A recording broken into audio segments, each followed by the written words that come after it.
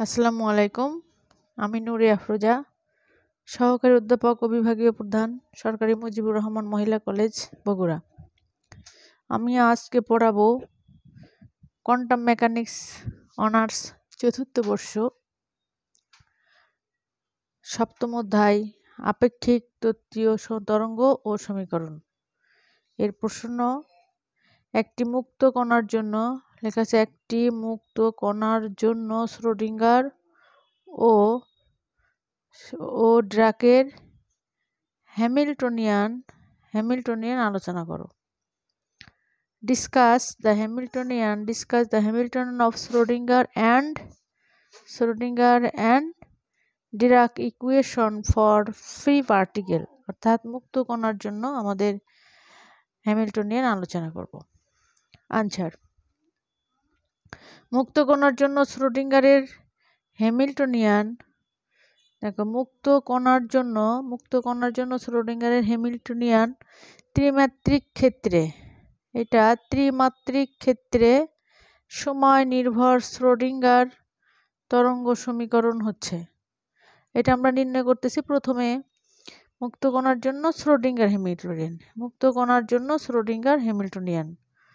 দেখো এই যে উপরে লিখে রাখছি মুক্ত কণার জন্য, অর্থাৎ এখানে একটা দাগ দিলে হয়তো এটা আমাদের শিরোনাম, মুক্ত কণার জন্য শ্রোডিঙ্গারের হ্যামিল্টনিয়ান। তাহলে এইটা নির্ণয় করতে গেলে প্রথমে আমরা ধরবো ত্রিমাত্রিক ক্ষেত্রে সময় নির্ভর শ্রোডিঙ্গার তরঙ্গ সমীকরণ। সময় নির্ভর শ্রোডিঙ্গার তরঙ্গ সমীকরণ হচ্ছে minus h² / 2m del² + v of RT into psi of RT equal to I h² del psi RT by del T, অর্থাৎ এইচ আই ইকুয়াল টু ইসাই। আমরা যে শ্রোডিঙ্গার সমীকরণ পড়েছি H I equal to HI, H এর মান আমরা এখানে বসিয়েছি। তাহলে Schrödinger Hamiltonian H equal to p² / 2m + v of RT। আর এবং টি মানে তোমার ভিটা অবস্থান ভেক্টর এবং সময় দুটোর উপরে ডিপেন্ডেন্ট।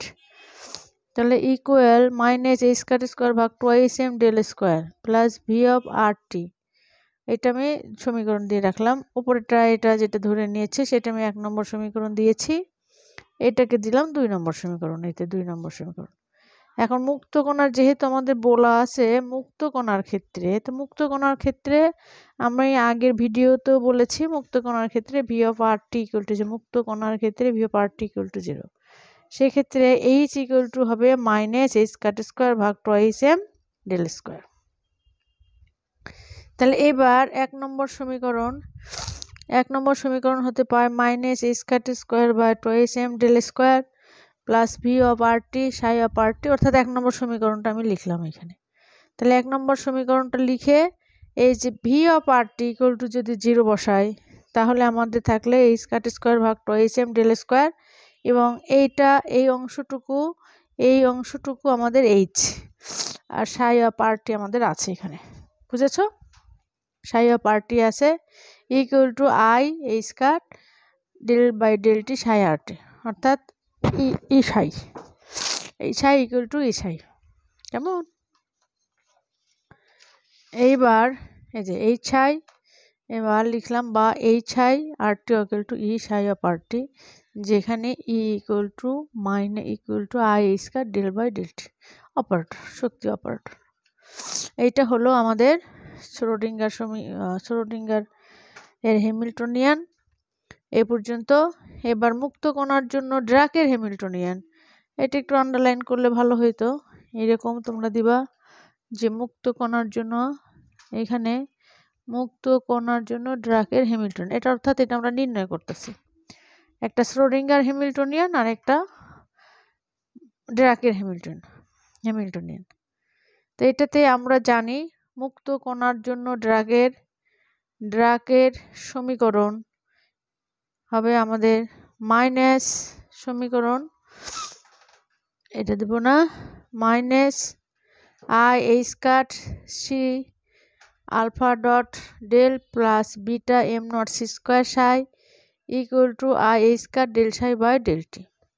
এটা আবার আমরা 1 নম্বর সমীকরণ না, এটা আমি 3 নম্বর, ওইদিকে যেহেতু 1 2 হয়েছে একই প্রসন্ন, তাহলে এইটা আমি 3 নম্বর সমীকরণ দিলাম। কেমন? 3 নম্বর সমীকরণ দিলাম। তাহলে ড্রাকের হ্যামিল্টনিয়ান এইচডি, এই যে এটা এইচডি লিখছি, ড্রাক ডি তে বোঝাচ্ছে এখানে আমাদের ড্রাক HD equal to minus I এই square C alpha del dot del plus beta M naught, অর্থাৎ এই পর্যন্ত, এইটা থেকে এই পর্যন্ত আমাদের এটা হচ্ছে এইচডি। তাহলে সমীকরণ এই 3 নম্বর হতে পাই। এখন এই 3 নম্বর সমীকরণ হতে এই অংশটুকু যেহেতু আমাদের এইচডি, তাহলে এইচডি এটা তো সাই আছে, সাই আই এই square del psi by del t, তাহলে এইচডি সাই ইকুয়াল টু ই সাই, তাহলে এইচডি সাই ইকুয়াল টু ই সাই। এইটা হলো আমাকে ড্রাকের হ্যামিল্টনিয়ান, ড্রাকের মুক্ত কণার জন্য ড্রাকের হ্যামিল্টনিয়ান। কেমন? প্রশ্নটা খুব সোজা, একটু খেয়াল করলেই প্রশ্নের আনসারটা হয়ে যাবে।